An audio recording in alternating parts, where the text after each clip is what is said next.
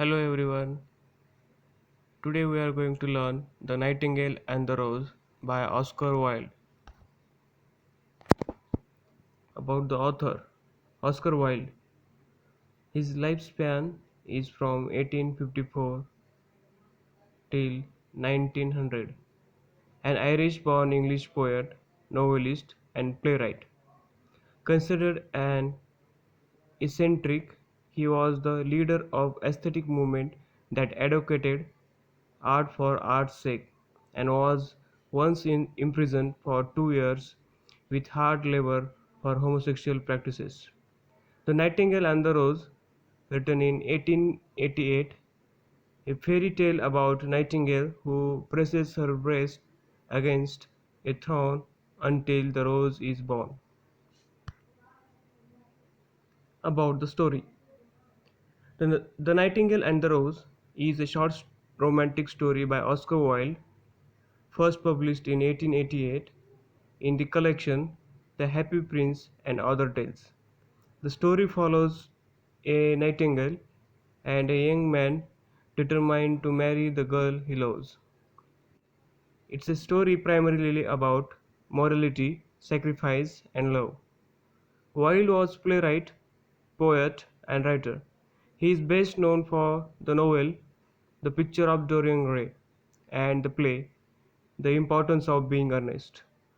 Although he is now recognized as significant 19th century Irish writer, he died destitute at 46. An important theme throughout The Nightingale and the Rose is that there is a more to true love than physical attraction because external beauty fades. The poem is that people are too easily swayed by new, shiny things and the material gain. True love isn't simply romantic, it's selfless and painful, and it's endure unlike the material things. Now we are going to see the whole summary of the fairy tale. The narrator is an unnamed young man. In the story, he is refers to as the student. When the story begins, the student wanders around a rose garden, pining for a young girl. The girl promised to dance with him if he brought her a red rose, but he can't find any. He can't believe that in such a large garden the roses are all white. If he doesn't dance with the girl, he knows he will be unhappy forever. From a nearby tree, a nightingale listened to the student's depressing story. She sings about love all the time, but she didn't think she would never understand it. Now she has an epiphany. She can't believe how much the student looks like the typical hero in romance stories. He has brown hair, pale skin, rich red lips, and melancholy expression. She thinks that the student is perfect.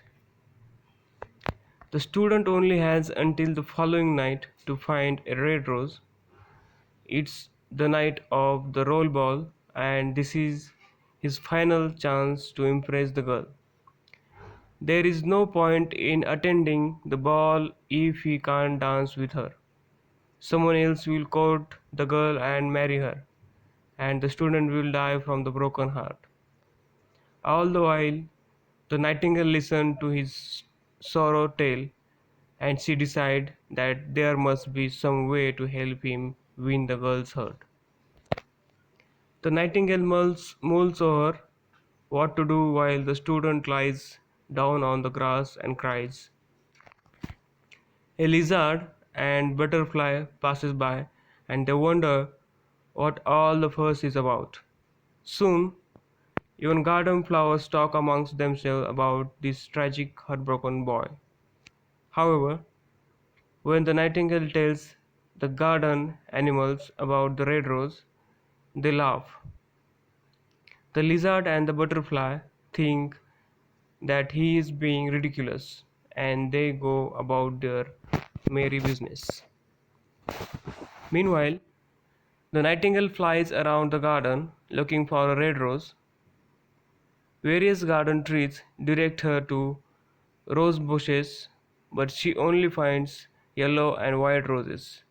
It's not until she reaches a tree under the student's bedroom window that she finds the red rose.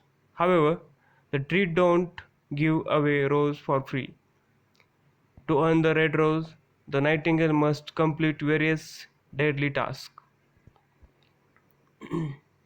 The nightingale asks for more information about these tasks. The tree explains that she must impale herself on the rose throne and die singing a love song. Bleeding beside the tree will turn a white rose into a red one.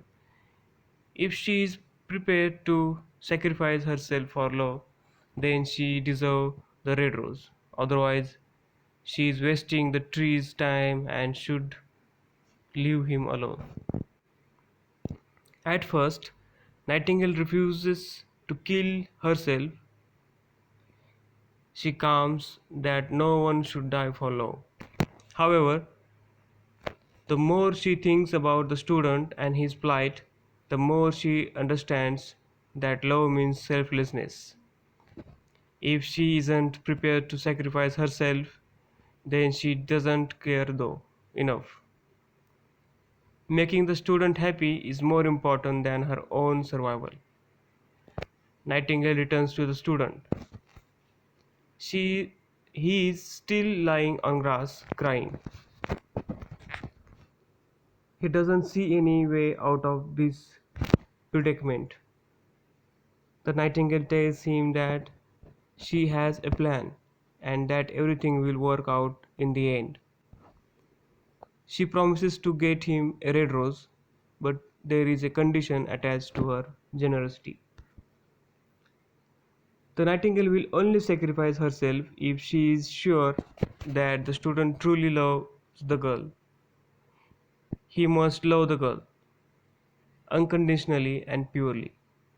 He must be willing to marry her, and he must be willing to die for her.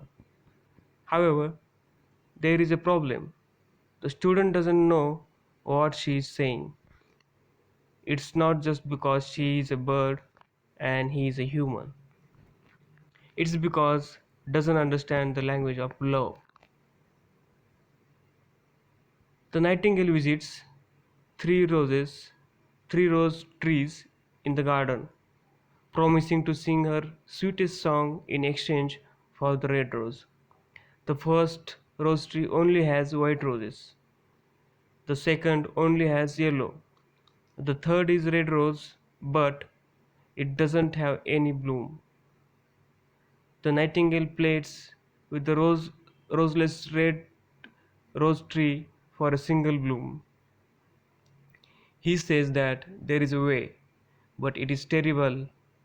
The nightingale is not deterred, so the red rose tells her that the only way to get red rose is to build it out of music by moonlight and stain it with your own heart's blood. The nightingale must be seen to the red rose tree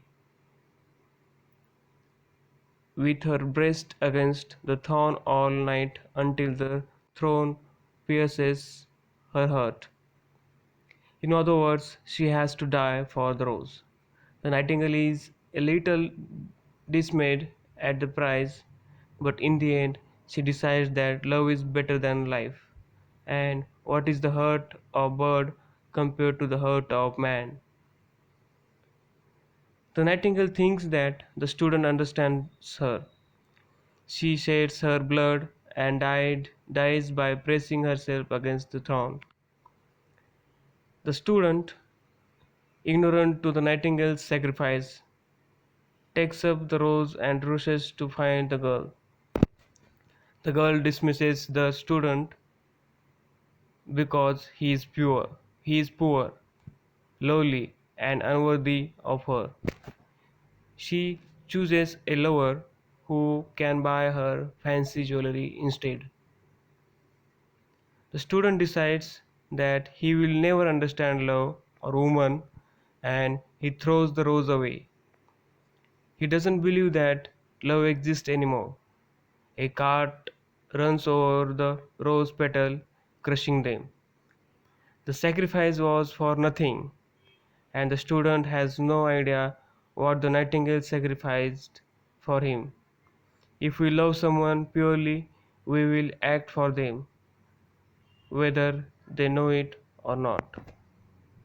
So this is the some imaginary story, or this is some pictures from which you relate the summary to this with this picture. What a silly love, what a silly thing love is, said the student as he walked away.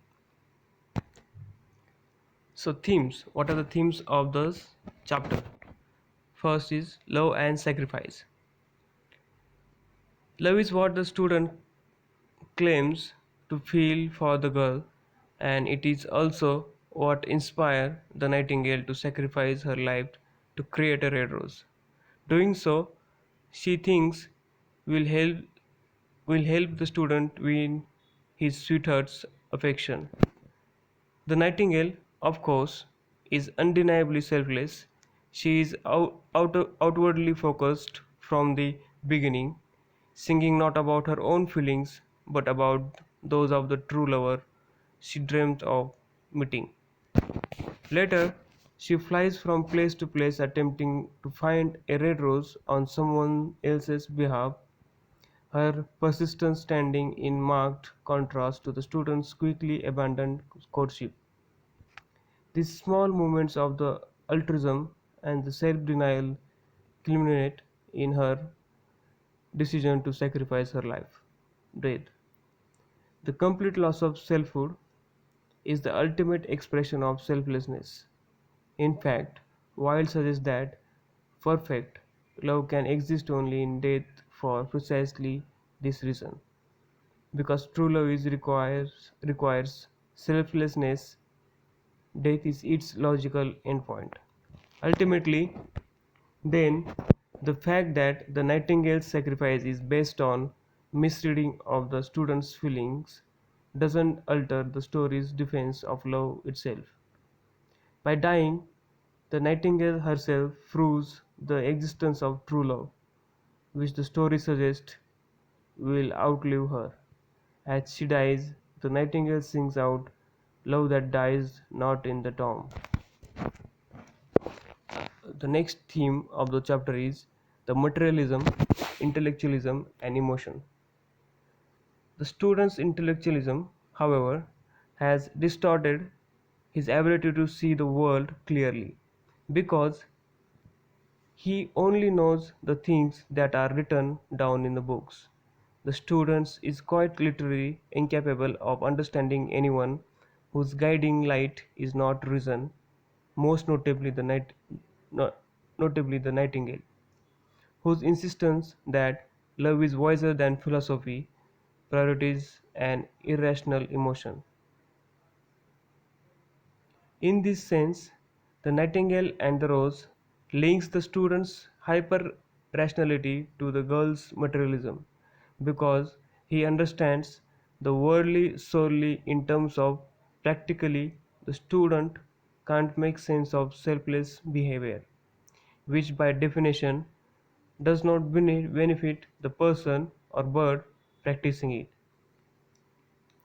Significantly, the most obviously selfish and greedy character in the story is the girl, is the daughter of the professor.